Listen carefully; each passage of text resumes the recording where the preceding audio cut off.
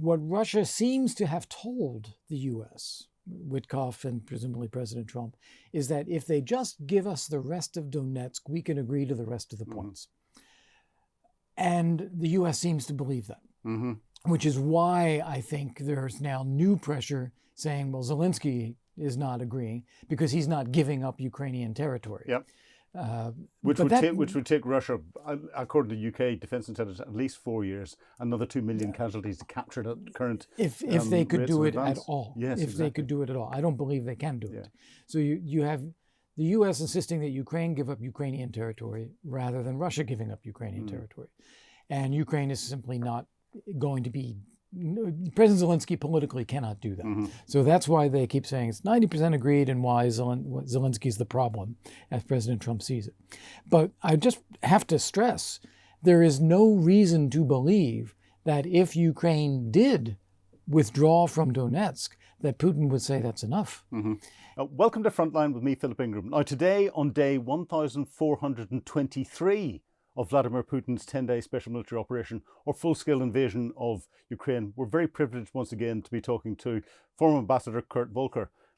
Ambassador Volker, Distinguished Fellow of the Centre for European Policy Analysis, Senior International Advisor with the BGR Group, and an old friend of the show.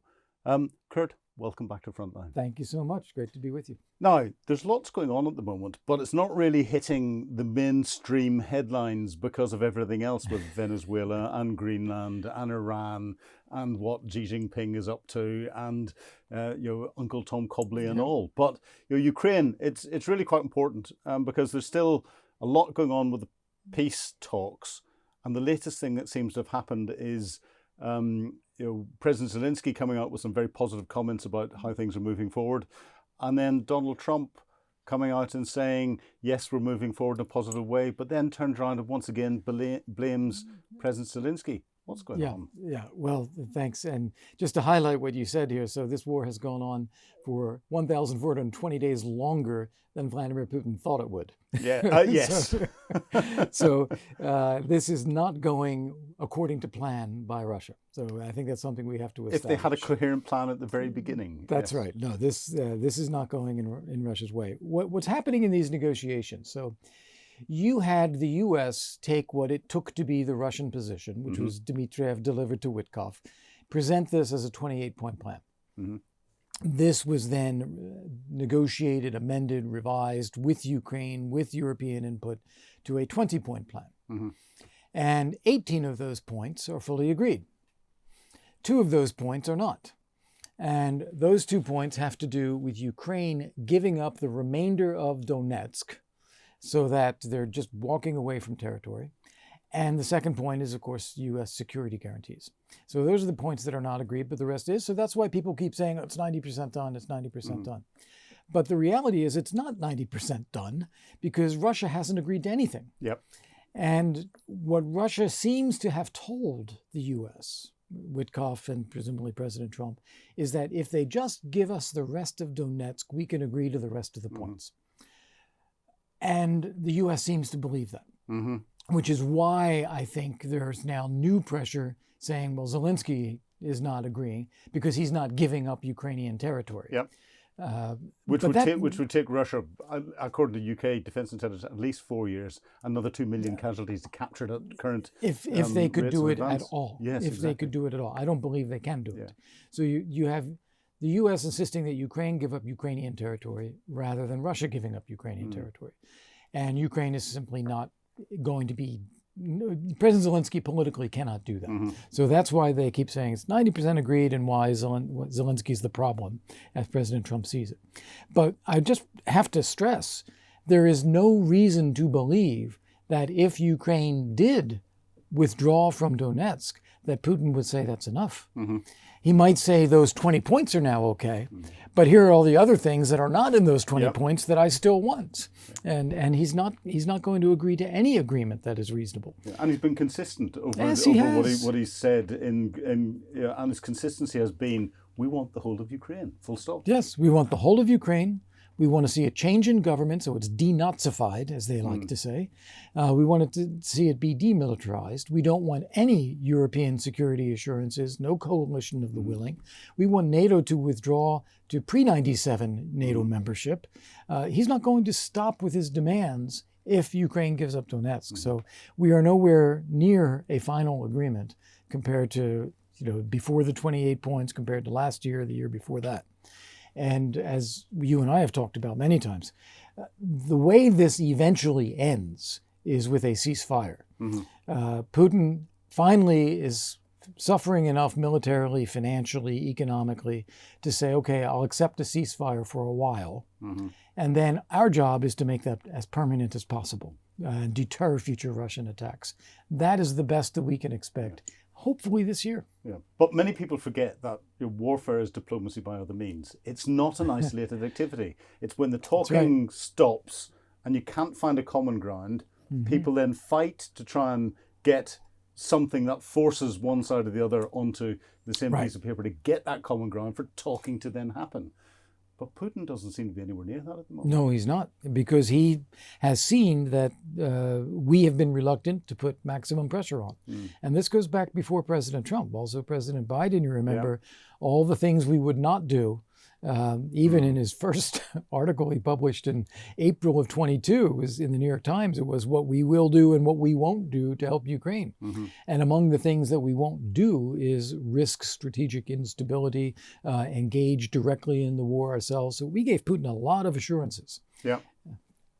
But Putin, and again, we go back in history. One of the things that, from what I understand, people who know Putin or know the way he thinks will be really riling him is the fact that we've now gone beyond, in time-wise, the length of time that it took the Russians to push the Germans back from Moscow to Berlin. Right. And I, jokingly turn around and give the number of days the war's gone on and a 10-day special military operation. But actually, it's a very real thing from a psychological perspective on Vladimir Putin. Yes. He's advanced in that time about 40 kilometers after having lost lots of territory that he captured in the first place. This must be going down in history, whenever you analyze it from the outside, as one of the worst Russian military disasters ever. Yes, I completely agree. And the big difference between that campaign and the one we see today, the Ukrainians were fighting the Germans at that time with the Russians.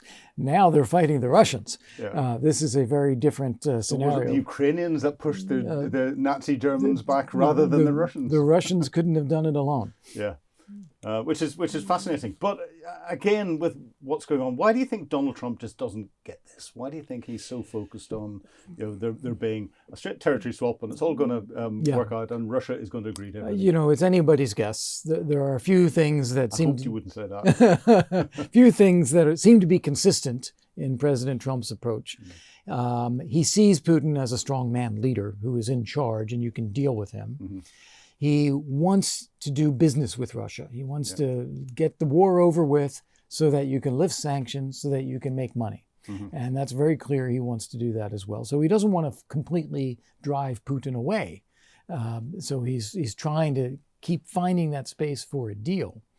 He doesn't actually care about the contents of a deal. So for him, Ukraine giving up another 2% of its territory or 5% of its territory, who cares? Just get the war over with. All these people are dying, get it over with. He doesn't really care about that. And he doesn't seem to appreciate what it means politically for someone leading a country to willingly give away pieces of their territory. He looks at the world in these spheres of influence, big country, small country things. Witness the whole Greenland discussion.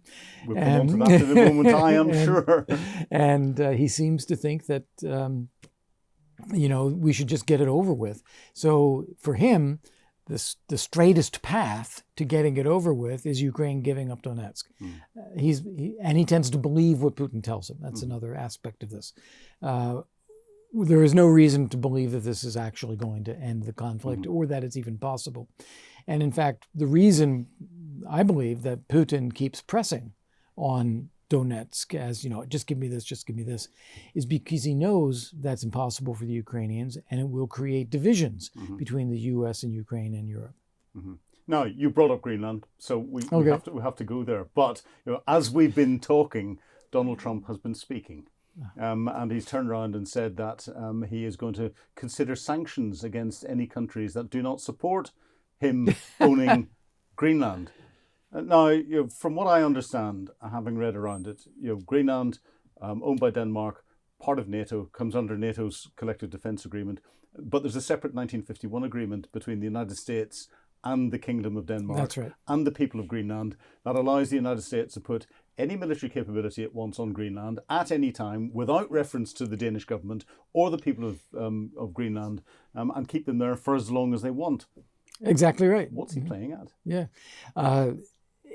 I think he genuinely does want to take over Greenland for it to be U.S. territory rather than Danish territory. I think he's sincere about wanting that.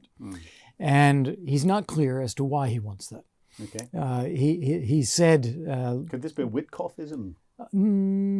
It is more, I think, Trump himself. Okay. I don't think anyone is driving Trump. I think he drives other people. Right. And I think that he sees this in real estate terms. Mm-hmm. You don't invest in something you lease. You invest in something you own. He literally said that. Yep. So I think he's looking at this as I need to own it in order to justify the investments and the security and things that we need to do. As you said, the U.S. already has the ability to do anything in Greenland for military security purposes that we want to. Mm-hmm. And moreover, the reason we don't have more of a presence and more activity there now is the decisions of prior U.S. administrations. Yep. And that's where he should be turning his frustration. That whether it was, President Bush or President Obama or President Biden, or even in his first term, nobody looked at the high north and said, gee, this is a big risk. We better do something about it. They just let it go. So we withdrew from having some 6,000 troops there during the Cold War to 150 today, and multiple bases down to just one. But we can reverse that in a heartbeat. There's nothing that stops us from doing that. And on the minerals, if that's part of the issue, access to critical minerals, rare earths, etc., also nothing that stops us other than a huge sheet of ice. Which makes it economically unviable to go and get them. That's right. No matter who owns it. So businesses, just like the head of Exxon looked at Venezuela and said, look, uninvestable right now.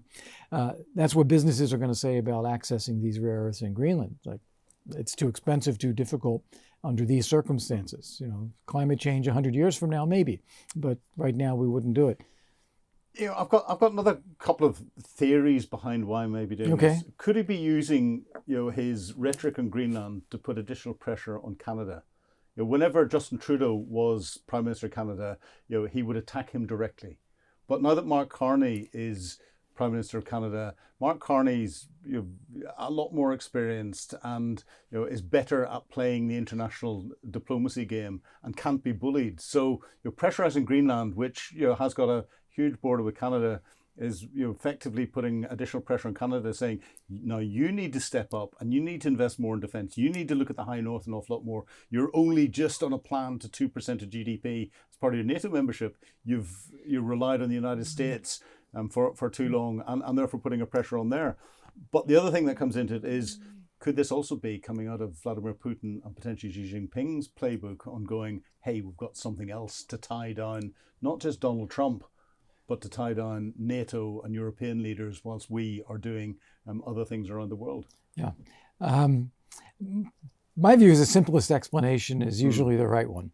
And Trump wants Greenland because he wants it. Okay.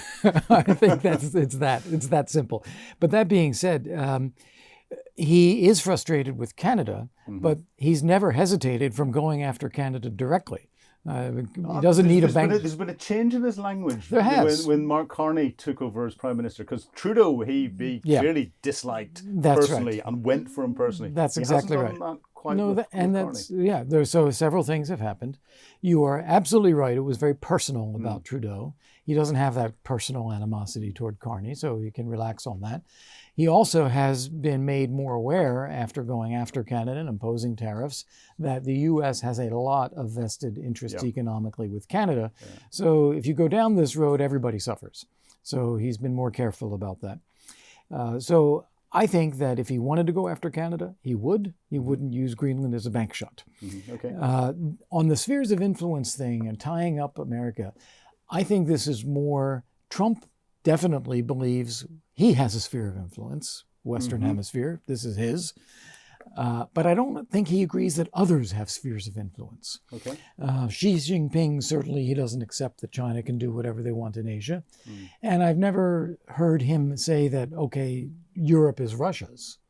I think he's actually pushed Europe to do more to defend itself against Russia and to stop buying Russian oil and gas. So I don't think he sees it in those terms either. But, as you said, I think Xi and Putin are quite happy to benefit from Trump's focus on Greenland and the ruptures that that creates within the NATO alliance, because that is a benefit to Russia. Well, benefit to Russia and benefit to Xi. The other thing that's starting to come out, and I'm seeing across social media, and it could be total disinformation, so I'm going to caveat that from the outset, but it's an increasing amount of commentators suggesting that China is looking at the Far East. You know, now that Russia is tied up with Ukraine, and Russia is increasingly tied up economically with China. China is going, right, we've got some historic lands that we need to make sure are in the bank should the mortgage that we've taken or that Putin has taken out with us be defaulted on, we're going to go and get those back. Do you think there's any credibility in that? I wouldn't put it in that language, but here's what I would say. First off, China doesn't hesitate to pursue its regional interests anyway. Talking about Taiwan, talking about the inner ring and the outer ring of islands, Spratly Island and so forth. So they're not holding back because of something to do with Russia. And they are going forward in their own incremental way of just like an elephant leaning on a fence, just pushing in that direction. They definitely recall that some of these lands in East Asia that are now part of Russia used to be part of China and should be part of China. But they're not going to act precipitously to do anything about that. But who knows what the future will bring, and they're prepared to be welcoming if opportunities permit. Be welcoming, that's a good way of describing it, yeah. And of course, China thinks in multi-generational terms. Yes. Whereas Yes. So does And they look down on Russia and Russia's sustainability. They view it as a somewhat decrepit country that can't take care of its people, that is not growing, that has a declining population, they have poor health, they have poor infrastructure, things that Russia or the Soviet Union used to be good at, China is now far better at. So they don't feel that they gain a whole lot from Russia other than access to cheap resources. And economically, Russia's just a bit part player. You know, an annual GDP of $2.3 trillion. Yes. If that, you know, that's a fraction of even it's 10% of the UK's GDP.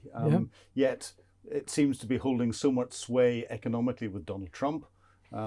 China recognizes it, and it seems to be sustaining what it's doing with Ukraine, which would bankrupt most other countries. Do you think Russia is on the brink of biting off too much? I think they have. I think Putin even knows it.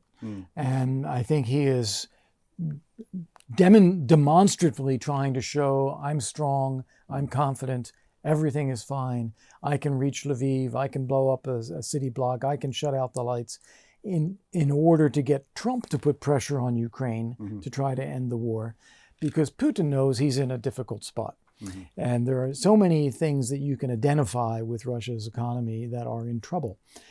Their holdings of foreign exchange reserves that they have been dipping into, their inflation rate, their interest rates, their access to modern components for their defense industry, their ability to keep recruiting people for the military.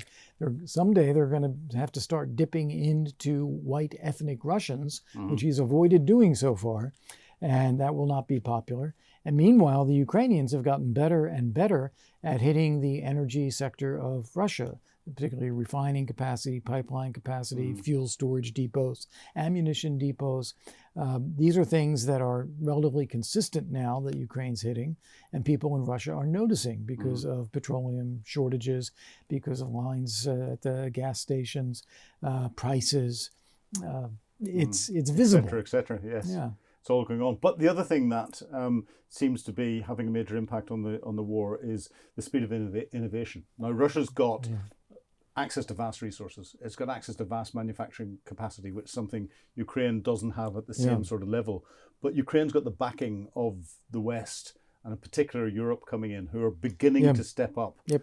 Do you think as we're seeing Europe stepping up more, and that in itself is going to be, after this conflict, a threat to the America's own defense industry from a longer term perspective? But do you think it's going to, as almost happened during the Cold War, we won the Cold War by bankrupting the USSR, by out innovating them and forcing them to have to spend 10 times the amount to counter the innovations that we had. Right. That might be the way this war comes to an end. There's certainly a dynamic there going on. As you pointed out, and if you accumulate it all together, the U.S. and European economy is 22 times the size of the Russian economy. So there's no way they can put as much money into this as we can if we choose to. Now, we've chosen to spend about what Russia is spending. So that's our own decision making. Russia, as you say, has the ability, the industrial ability to scale production. They're not as good at innovating, although they are innovating, but they are largely copying and reacting to what the Ukrainians are doing. Ukrainians have quite an ability to innovate, and they are increasingly getting backing for scaling as well. So that's a trend in that direction in Ukraine's favor. The EU just approved these 90 billion euros for Ukraine, 60 billion of which are for the Ukrainian military, and are going to be spent mainly locally in Ukraine, which means you get more bang for the buck there than you would get if you were spending it in Europe or the US. So that is a lot of resources for Ukraine for the next couple of years to match or outspend what Putin could possibly do. And Putin will know this. So I think that these dynamics that you're talking about of outspending them or bankrupting them as we go through this are happening. Just a question of how fast they happen. I would still be an optimist and say we will likely get to the point of a ceasefire and establishing deterrence again this year. But we can accelerate that if we pile on the pressure on Putin's finances, and we can extend that period if we lay off on those things. So do you think that ceasefire will be something that Putin will start to ask for because it's hurting? Or do you think this is something that both sides will recognize the fought a stalemate and there'll be some sort of collective blancmange type? There's a difference between saying something and knowing something. And I think Putin will know he needs it. He'll say that in response to Western or American requests for humanitarian reasons, he's willing to agree to a temporary ceasefire. Something like that. So what's going to happen with the rest of the world then? What's going to happen with Greenland? What's happening with Venezuela? And what's going to happen with Iran? To finish off so we can see how 2026 is going to go. Well, why are you assuming those are the only things? Well, do fill us in with other things that you think might happen as well. The headlines before they happen. Look, I think what President Trump has shown in these first 15 days of the year. It's only 15 days. Oh my goodness. He has developed a comfort with the short-term use of military force. He doesn't want to be an occupier. He doesn't want to have forever wars. He doesn't want to be responsible for regime change. But he's willing to use force if he can and if it's effective. So we saw him, after he put out national security strategy that does not mention ISIS, the very first thing was attacking ISIS. And then he also had taken out the nuclear facilities in Iran, which he claims was 100%. They abducted Maduro. He has threatened Cuba. He has threatened Mexico. He has threatened Greenland. He's threatened more on Iran. So he's fully in on the short-term use of military force. But he is not in for long-term military engagements, regime change, occupation, so forth. And I think that his willingness to use force in these ways has begun to show gaps between what he's doing and where the MAGA base is in the U.S. A lot of them were really brought together by the idea that the U.S. was doing too much militarily in the world, and we need to be pulling back and focusing on America first. Mm-hmm. All of these things are focusing externally and spending resources rather than building resources for Americans. So that is creating some friction in the U.S. And you just point to the polling data on Greenland. It does not support his position on Greenland at all. So where we go, I think we end up with the Venezuela regime in place, efforts to squeeze them through carrot and stick on oil revenue, but not trying to change that. I think we end up with the Ayatollahs still in place, willingness to strike once in a while, perhaps, but we're not able to bring about a regime change. And I think that they have the ability to prevent a full-scale revolution. I think Greenland, despite everything we've heard, and even what you just said about sanctions, which is amazing to hear, it's one of those things that will backfire again. Remember when he threatened massive tariffs on China, which would be a country that would not like to see Greenland become American, and he backed down on all those sanctions on China, or tariffs on China in that case. So I don't think that's where it goes. What I've heard was that the meetings between Vance and Rubio and the Danish and Greenlandic foreign ministers were much more constructive in tone than one might have thought. Of course, they are reflecting President Trump's position that we need to own Greenland. But after saying that, a lot of discussion about specifics, about security, about options. And they created a working group at a senior level that will meet again in coming weeks. And I think this will get addressed in more reasonable ways. But we're not there yet. It has to happen. Well, in not being there yet, that's going to give us many more opportunities to sit down and discuss and analyse what's going on. But Ambassador Kurt Volker, it's been a real pleasure talking to you today. Thank you, and you too, Philip, and delighted to be in person in London. It's lovely to have you in the studio. Okay, thank you.